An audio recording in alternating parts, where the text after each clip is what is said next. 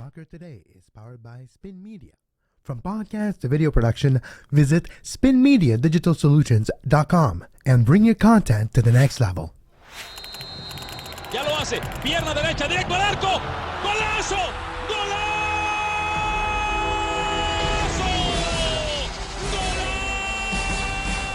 The world of football with a soccer perspective. This is Soccer Today with Duane Rollins and Kevin Laramie, live on the Sports Podcasting Network. Good day, good night. Welcome to Soccer Today for Monday, August 1st, 2022.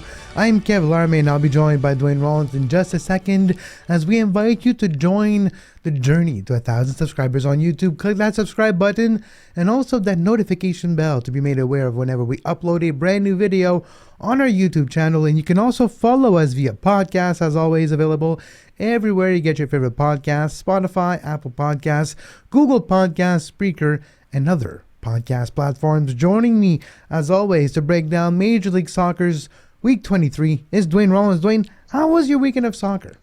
It's pretty good. It's very warm out here today, so I'm trying to get used to that in this hot little stuffy apartment. I just got back from it. If you're watching me on YouTube, and do subscribe to us on YouTube, I may look a little glistening because I biked back about 16K in 40 degrees heat. So Sure. Yeah, that's where I'm at. Yeah. So you have some water around. Make sure you stay hydrated. Drink some water. Good. Yeah, That's great.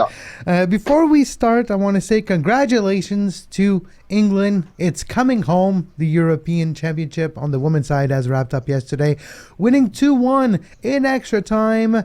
Chloe Kelly, the superhero for England, 2-1. It has come home, Duane.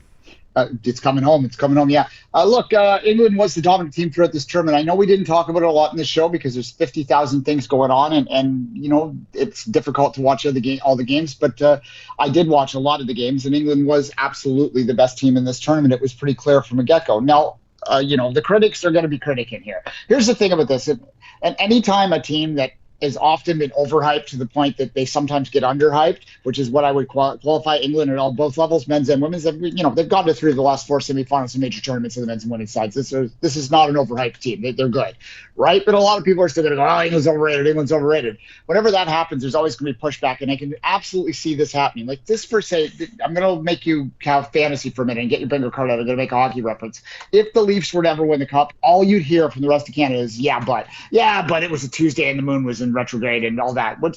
The moon was not in retrograde today. England won this. They were the deserving team. Yes, they were host, but they were the deserving winner. England has won a major tournament in my lifetime on the women's side, but you know what? True. They won a major tournament in senior international.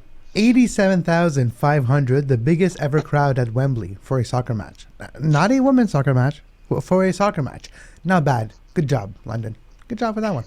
Yeah, no, it was very well attended. And look, there was a lot of, I wouldn't call it controversy, but there was kind of some frustration that some of the games in this tournament were held in smaller venues. And I think people were right to sort of point out that what's happened here is that when this tournament was bid for originally, then maybe they didn't expect the attendances to be like this, so they didn't anticipate the boom in popularity. That said, going into some of those smaller venues in the group stage gave those communities, places that would never get to host a major title, an opportunity to do so and expose themselves to women, and maybe give a little bit of hope to the young women and boys that live in that area, which might not see it otherwise. So I think it all in all worked out, and to finish it the way they did, where they did in front of that big of a crowd with as big a reaction in England. The song is playing unironically. It's all good. Anyway, this morning it's coming home everywhere. The Three Lions. What I thought was hilarious too is the famous picture of her taking her shirt off, celebrating. The name in the back of the jersey is like perfectly framed in the shot. She twirls it, and it's like you see the Kelly just perfectly laid there in the picture. It's a beauty of a picture, and it really speaks of not the arrival of the women's game in England, but maybe hitting a new level in England for sure. Yeah, and with the increased strength of the Super League, I think that there's really a potential for England to become a dominant team on the women's side of the game. And they already are. They won the European Championship, but I mean even more so. in this tournament as a whole, you saw Holland take a step back. You didn't see Spain take the step that you might have thought they were. France, once again, got deep but couldn't get it done when it mattered. We've seen that time and time again from this French side. We've seen this at the Olympic before. The Canadians were the one to eliminate them a couple times. Yeah, so when you're talking about a World Cup happening next summer, that's not ignore that. The Women's World Cup is next summer. Is England the favorite at this point? Certainly, they are one of the favorites, if not there. I mean, the favorite is the United States. So I'll answer your question for you. But that's always a favorite. Yeah, You're right. And let's not forget the Olympic gold medalist too, Canada, who could be important. But exactly. Well, we'll just leave it there. We'll be Homer for a second. Before we continue, speaking of the women's game, McLaren reports this very important report that comes to fruition over the last couple of days now when it comes to what happened in Vancouver, the Bob Barada situation. And of course, we've had Kiara on the show before, and we're going to go deeper on the Two Solitudes podcast later this week, looking at this situation, and we'll go a little deeper on the McLaren report in a few days on Two Solitudes that you can subscribe to on Patreon, patreon.com/Two Solitudes. Yeah, just quickly on this show, there's not much to say other than read it. Go out and read it, and it's pretty damning in terms of when people knew stuff. I've said before on the record that I was just starting out in covering soccer on any type of level close to this at the time. Even I was hearing whispers at the time. I have regrets that I didn't act on that. So I have a lot of respect for Kira and others like her who have stepped forward and pushed this agenda. Even if it was many years later, it eventually came out and read the report. That's my one. I'll say this on the show. It's downloadable. You can get it anywhere in the world. Have a look at it. It's about 150 pages. That's a long read. It's a heavy read at time, but it's an important read. So by all means read it. And now the time, like the CSA made a statement where they apologized, sort of. I would say the sort of is very has to be underlined in your comment because it's a very big sort of. They I wouldn't even say they apologize. They sort of actually like defending themselves a little bit. Yeah, well they said this was wrong, but which here's a little hint, guys and girls and anyone listening. If you have I was wrong, but everything you said before it doesn't matter. So the wrong is eliminated with the but. Yeah, just the CSA should have just said, we're sorry, we'll be better.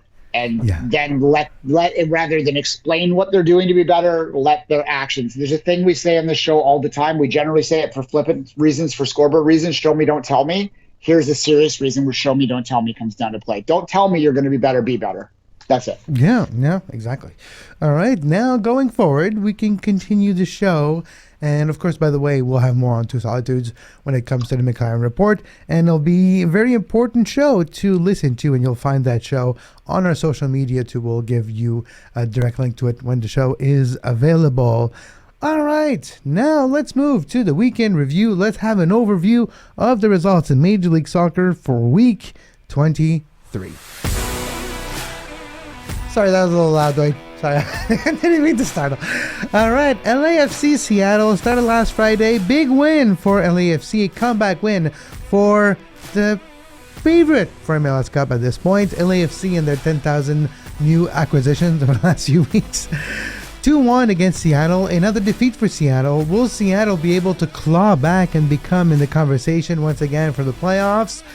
Probably, but 12 games. Some teams have only 11. It's coming. Time's going to be an issue here. Yeah, look, that's primarily what I said on Friday night after watching that game is maybe at some point we have to stop assuming Seattle's going to come back. Now, look, 2016 when they won their first MLS Cup, they were out of the playoffs by the second week of August. We're coming on to that point again. They'll point in their own dressing room that, they've done it before, but, I mean, you can only play with fire so many times. Eventually, you're going to get burnt, right? So, yeah. Yep, and we'll see how they react. It's a busy week ahead. A lot of teams are playing 2 games this week, so we'll see who reacts well. A crazy of a game in Minnesota.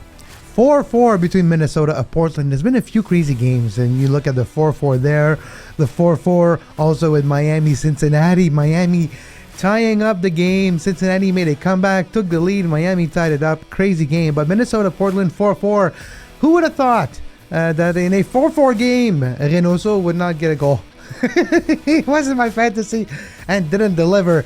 But yeah, crazy games across the board in Major League Soccer. Yeah, I learned a lesson a long time ago, Kevin, never to bet single goal scorer, anytime goal scorer, because it's a sucker's bet. It seems like the odds are good, but even when they'd expect it, it doesn't happen sometimes. That's fine, though. I still won my weekend in fantasy. It's fine. Just one player, I can deal with it. I still have my 10th win in a row. So. Yeah. Just money lines, guys. Two-way money lines. That's your way to go. It'll be your betting. Anyway, yeah, well, me it's fantasy, so it's fine. I don't bet that it's fantasy, but it's still important. 4-4, Chicago Atlanta 0-0, and we'll break down a few 0-0 across the board because yes, Montreal Toronto, both games. Of course, Montreal was playing in NYCFC. Toronto were playing in New England. Finished 0-0. But as we continue our breakdown overview of this weekend, we will break down 5 games in just a minute. But here, the overview. Dallas 1, the Galaxy 0. The Galaxy are now below the red line. Duane, is it time to panic in Carson City? No, but it's all of the same problems are still there that have always been there. And when you think about Greg Vandy's first build with Toronto, with some of the issues that are showing up in LA right now in terms of the defensive stability, the over-reliance on certain players are there again. Look, they started the same thing last year. That's more concerning to me. Is if you look at the pattern last year and this year, it's both been the same, where they peaked and then they've been going downhill slowly, not a streak. It's like they've got up the mountain quick, and then there's a long, slow descent, right? But that it's a descent nonetheless. So you don't hit 1,000 miles per hour, so it's maybe not obvious, but you are going quick, right? So yeah. It's more. I've been watching too much cycling and biking too much. That's fine. By the way, congratulations to Van Vleuten, who won the Women's Tour de France, the first edition of the Women's Tour de France, Duane, and that was about time. And they should make it 3 weeks. I don't know why they think women can only do 1 week races. They should just do 3 weeks, and you should deal with the consequences. But maybe that's another discussion for another day. Yeah. That definitely. And I watched a bit of that. I watched a lot of the Tour de France events this year. We're flipping roles in this. I know, Kevin, you're too busy to watch those.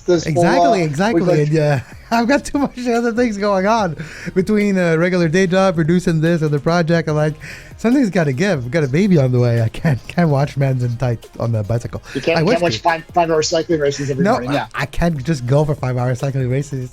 My trainer asked me that earlier. That he's like, maybe you should cycle on the days you don't train. I'm like, I wish, but 5 hours to go? I don't have time. Who does? Anyways. But before we take the short break, I think it's important to break down one game statistically. And when we look at the best teams in Canada this year, if not the best team in Canada this year for sure, it is the Montreal team, CF Montreal, the team formerly known as the Montreal Impact, a 0-0 draw versus the defending champions. But I think it's a better performance than that, Duane. It is, to me, one of the best defensive performances of Montreal in the entire season. Not only did they keep a very good offense, the best offense in the Eastern Conference, to 0 shots on target, even without Tati Castellanos. Still a very potent offense. And only 2 shots, 0 on target for NYCFC. They have a record of 4-1-4 against their manager, Nick Cushing, but look at the expected goal. 0.1. This is Montreal's defense. And of course, Joe Waterman got a yellow card. He'll be missing the game this Wednesday against Columbus. But Montreal has been playing better defensively. And when we look at the expected goals against, they are the best in the league. Even though they have given up a lot of goals, a lot of them were mistakes by goalkeepers, which don't count into the expected goals against because those are not replicable. Montreal does have a better defense statistically than when you look at just the goals given this year. Yes, this might look like a 0-0 draw, but this is quite a good performance versus one of the best teams in the league. They certainly shut NYCFC down, and you got to give them credit for that. This is a very Nashville expansion year kind of looking game here, right? They're just playing shutdown defense, and they think that can keep them deep, and it did. It took Nashville deep. It can. the question you have is whether you can find the goals when it matters. And when Georgie was going earlier this year, that was really helpful. He hasn't been up to the same level since he's come back. Injury will do that. So, does Montreal have something up their sleeve? There's still some time left to bring someone in. I'm not hearing any rumors. Kevin, I don't know if you are, but no. Olivier Renard mentioned a couple times that we shouldn't expect any reinforcement. And you're right, Georgi Mihailovic has not get any points, so no goals or assists since he's back for the last 2.5 games. One thing I would say is he does have 6 scoring chances created since he's back. Not just shot creating actions, but goal creating actions. He has, close to 6 occasions were created by Georgie. He also has 82% passing accuracy. The chances are there. I think when we look at Montreal's performance also, they have done very well in the crosses department, trying to find ways to get Camara involved. Mason Toye hasn't scored since he's been back. He came close he scored a couple goals in last few games, but hasn't come back to the same level. Kyoto really will be the answer here, but I think Montreal did show one thing, is they can reassure defensively without taking away all the chances. 0.8 expected goal, which you can round up to almost 1. In maybe a perfect world, Mason Toye does bury his big chance that he does have. He missed it and he skied it, but in a probable world, in the probability world, maybe this is a win 8 times out of 10 if we're just looking at Mason Toye's clear-cut opportunity, point blank, off a goalkeeper that was coming in counter current, if you understand what I mean. He was coming in, they could have put the ball the other way and he would have been gone, but of course he put the ball into the 10th row in the stands. Yeah, well, that'll happen. Look, what's Montreal's goal for the season? What was their goal at the start of the season? Would have been make the playoffs. Now it's probably adjusted to get a home playoff date. Exactly. So exactly. That's right. moving forward. And I think we should look at the standings in the Eastern Conference just before we take the break, because you're right. Montreal has 7-point gap between themselves and the 7th spot. And when we look at the 8th spot, Chicago, that is now at that spot in the Eastern Conference, Montreal has 9 points. And Montreal has played 1 less game than some of their counterparts. If we're looking at Orlando, Cincinnati, or Chicago. Columbus is on a heck of a run. They haven't lost since May. 9-game unbeaten streak, 4 wins, 0 losses, and 5 draws for Columbus. We'll talk about them later on quickly because, their game has been postponed. It's 0-0 after the 16th minute. They have to replay the rest of that game later this year, as it was postponed due to weather delays in Charlotte, lightning, and it took 4 hours for them to start and then eventually.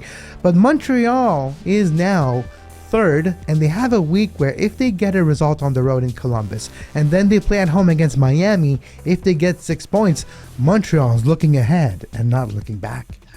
Well, yeah, and I mean that's an accomplishment. Do I think Montreal can win MLS Cup this year? No, I don't, unless Georgie gets real hot. But they've given themselves a chance to get a home playoff date, which would be the first one I believe they've had since 2016. That would be something that can really help revitalize the franchise's fan base, because there have been some ill will there. There have been some people that have walked away. We've talked this to death. I don't want to. I'm not trying to beat dead horse here. No, but you're right. I just want to say also congratulations to the fan. It's the first 2 straight sellout crowd at Saputo since 2016. So that's also maybe indicative of something. Well, you're a Montrealer, so you can't criticize it. Well, I'll say it. Montreal tends to. They vote with their feet when it comes to sports. Toronto's a little more like a Labrador puppy when it comes to their sports teams. they're happy, shaking the tail, whatever happens. Yeah, and Montreal's a little more like a cat when it comes to sports fandom, right? They're there, they're loyal, but they're gonna claw you too. And there's an expression that Montreal is not a team. It's not a city of sports. It's a city of winners. If you win, the team will be behind you. If you don't, well, good luck. Yeah, well, look, and teach their own. It's your own right to go there. But yeah, as much as people said, "Oh, we're going to walk away from this team," we always said in this show that if they started to win, that people would walk back. Exactly. Now, if not it might not be the exact same body that walks back in the stadium, but one well. Bodies. Exactly. 19,619 were present yesterday for the 2nd straight sellout. But Montreal is now 3rd in the Eastern Conference, and we'll see. New York does have does have a game tomorrow, and that could change, but we'll continue to break down some of the results in Major League Soccer. We'll break down a 6-0 win by Philly, another nil-nil game with a Canadian team, and Vancouver rescued a point late in the game. We'll break that down after this short break. You are listening to Soccer Today. Follow us on Twitter at SoccerTodaySPN and like our Facebook page, facebook.com/Sports Podcasting Network.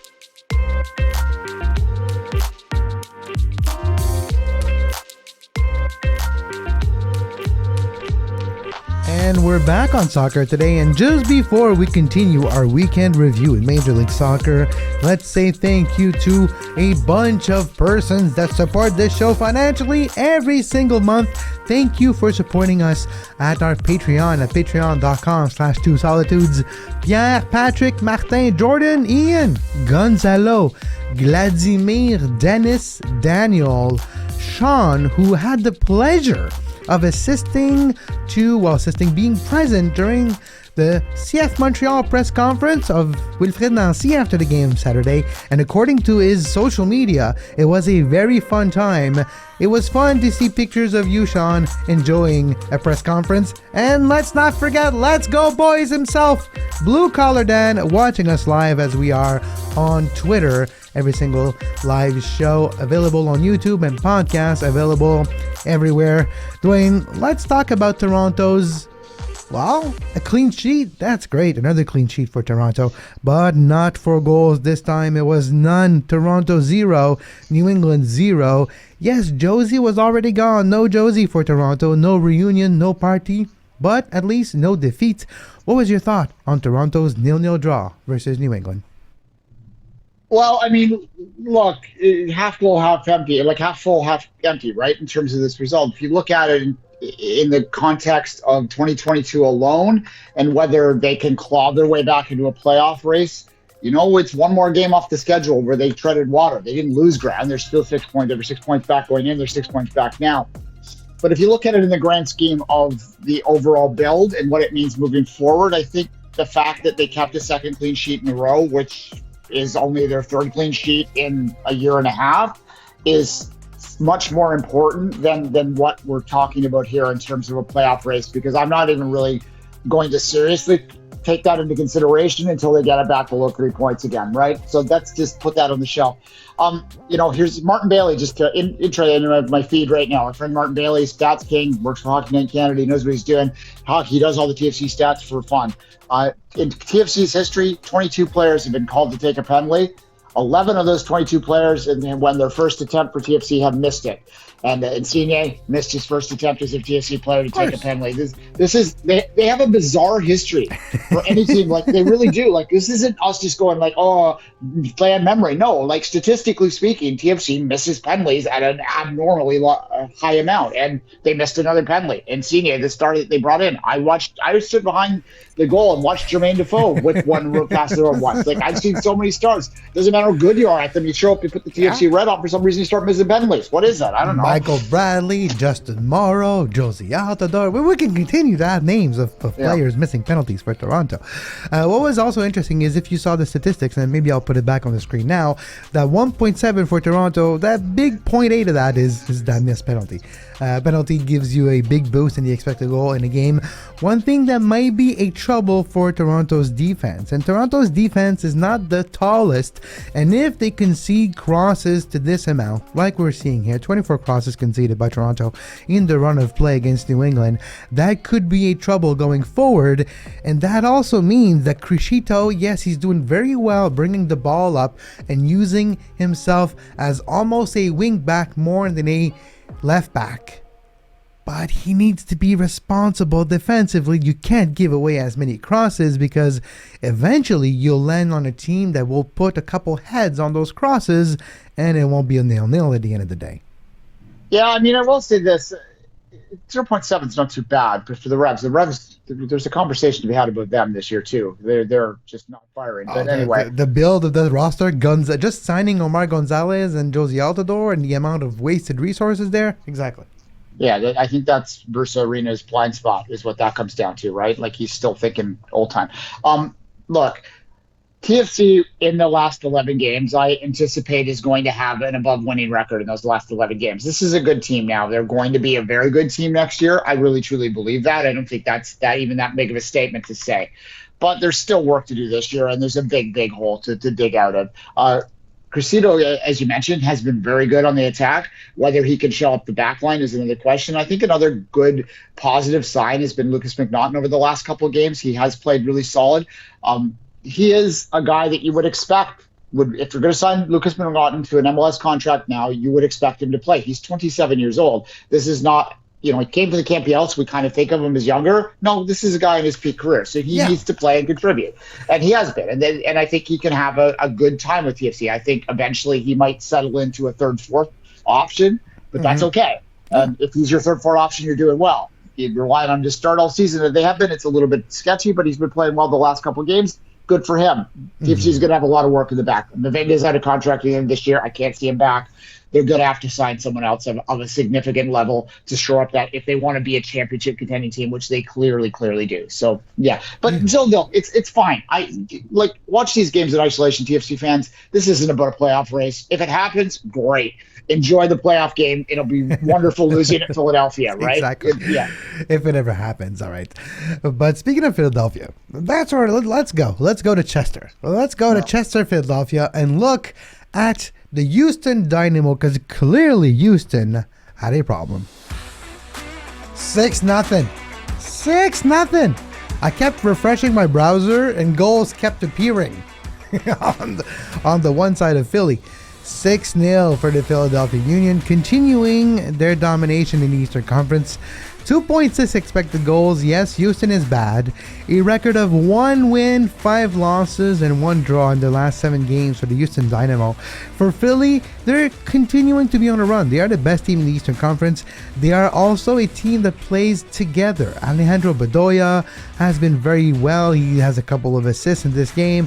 Julian Carranza, who's now owned by Philly. The transfer has been done with Miami officially. He's really a good player by bringing a lot. 2 goals by Michael Uhua. Michael Uhua took a while to get started, but now is one of the best offensive player in the league. Philly will be a tough team to beat down the road. They are defensively sound.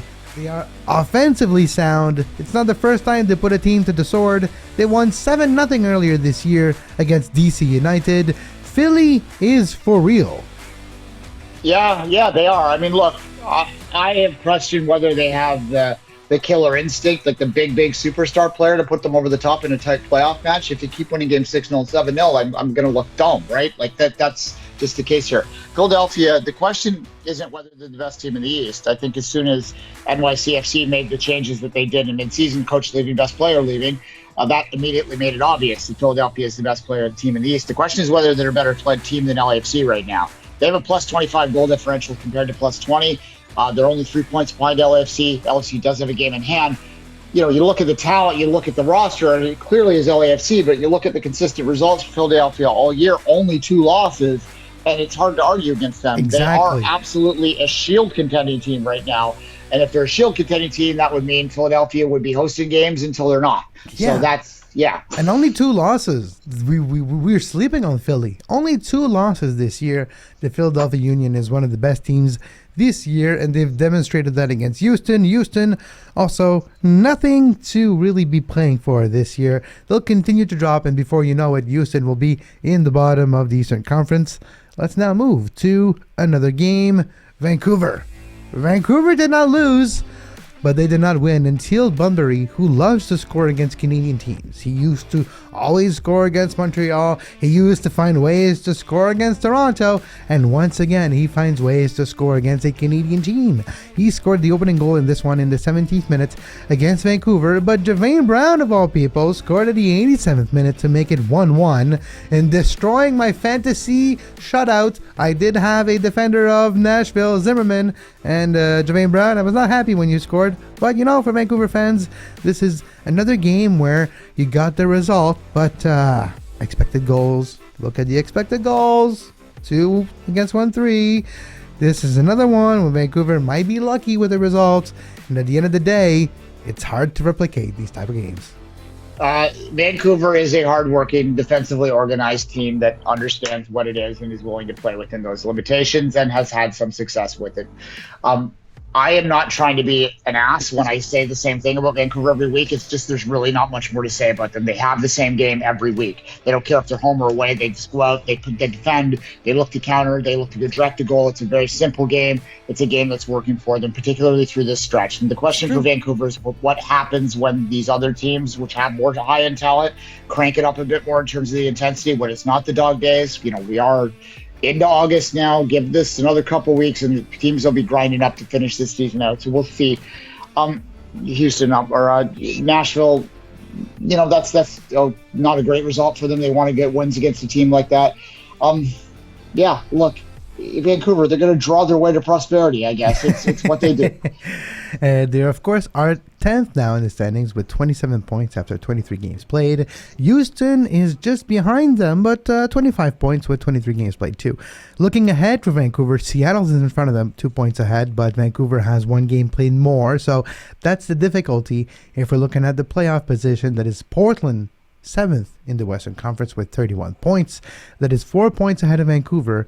Vancouver has the same amount of games played as Portland. It is still possible for the Whitecaps, but it won't be easy, and the last few months of the season are going to go by quickly, and the last 11 games for Vancouver will be quite nervous. A few bad results. When I say a few, it's 2-3 bad results, and your playoff hopes might already be gone. Yeah, it's a thin line.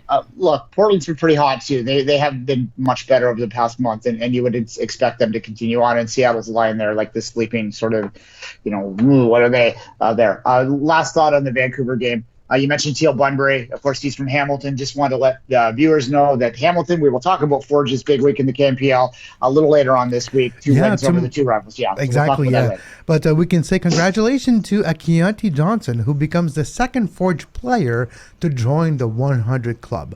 So 100 games for Akianti Johnson. Last weekend, Forge, big win 4-0 away for Forge. But we'll break that down tomorrow as we come to the last game of today's show. Wayne Rooney managed his first game in MLS, and Duane, he has the same record as Sam Allardyce as manager of the England national team. 100% victory rate for Wayne Rooney and DC United. A 2-1 win by the DC United team. Chris Durkin scored at the 91st minute to tie it up, and Taxi Funta scored at the 95th minute. They rescued a win. Yes, Junior also scored the first goal for Orlando at the 9th minute. The entirety of the game, it was a bit behind the 8 ball, but at the end of the day, gumption and celebrations for DC United with Wayne Rooney at the helm. Yeah, gumption is what they have right now, and how long that'll take them, I don't know. But what it did take them this week is it took them out of the shield position. Congratulations, Kansas City. The spoon. What a week! What a week you've had. You lost to a lower division team in the semifinals of the U.S. Open Cup, and you fell into the spoon position. So there you go. Oh yeah. Kansas City is the worst team in the league this year so far. And one of those years where I did not pick him to win MLS Cup. So, I kind of saw through that. I know, I got my lesson finally. I've understood my lesson, and I did understand the assignment. But congratulations to Wayne Rooney. You'll never forget your first. And here's your first win as a manager in Major League Soccer. Yeah, no, look, good for him. I think we've talked about Rooney a little bit. I don't necessarily dislike the appointment for DC. It's a team that hasn't had an identity for a long time, and to bring a guy like that in, for whatever reason he's coming over, is, I think, a positive development for them. So I don't think they're going to get many more wins this year. It's not a very talented team. He's going to have to use his contacts in England. I think that's probably what will happen. Is you'll see some English players come in. That's not necessarily a bad thing talent-wise. It's a bad thing money-wise. The problem with bringing English players in is they're overvalued because they can make a lot of money playing League One and the Championship over there. So to bring them to MLS is hard, but that's the connections he has. So we'll see what he can do. Of course, and we'll see how it does evolve. A lot of games in the next few weeks for DC United and for most of the teams in Major League Soccer, and we'll see how tactically he evolves. That's Also, what will be interesting to see how he deals with travel, player management, and the rules in Major League Soccer, which are usually the big obstacles to managers like Wayne Rooney when they come over to Major League Soccer. But we'll continue to follow all the results, and tomorrow on the show we'll look at the Canadian Premier League. There's a game happening right now in New York. We'll break that down and more. Big win for Forge last weekend. We'll also look ahead. There's a couple of great games this midweek in Major League Soccer and more. And of course, you can follow Duane on social media at 24th Minute, myself at Kev Larme. This podcast is available everywhere you get your podcasts: Apple Podcasts, Spotify, Google Play, and Spreaker, just to mention a few. And if you would like to hear the Two Solitudes Soccer podcast, you can listen to that show on our Patreon feed at patreon.com/2solitudes. Until next time, for Duane Rollins, I'm Kev Larme, and we wish you a great soccer. You can find the podcast version of all the shows we do on iTunes, Apple Podcast, Google Play Store, TuneIn Radio, iHeartRadio, and anywhere you get your podcasts.